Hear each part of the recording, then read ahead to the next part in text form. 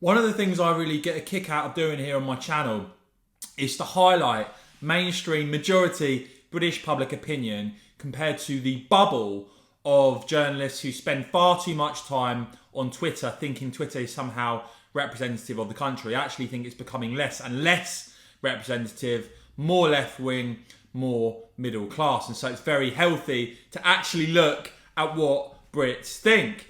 You see at election time, for instance, in the most recent set of elections, we saw certain sections of TV news trying to whip up an anti-Boris, anti-conservative narrative before the elections, which completely and utterly failed. And this is really remarkable. Matt Goodwin, the academic, highlighting the fact, and bear in mind we have a Conservative government. At this stage of the electoral cycle, the opposition party should be ahead if they're anywhere near forming the next government.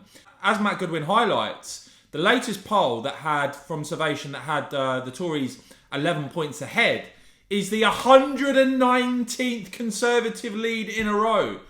That's right, the Labour Party, who I think are given far too much of an easy ride in terms of the leadership and how badly they're doing, according to Matt Goodwin, have trailed 119 times in a row in the polls, despite the efforts of some TV journalists to try and whip up an anti-conservative public mood, which shows their diminishing influence and reach.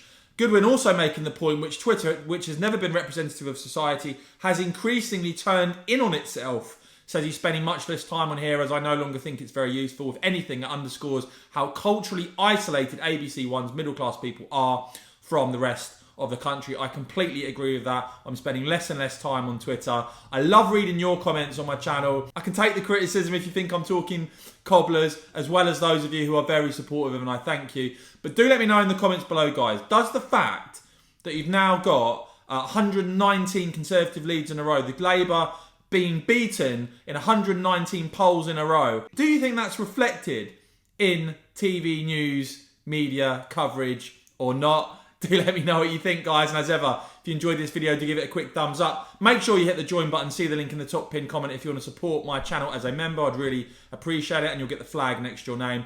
Of course, guys, as ever, thanks so much for watching.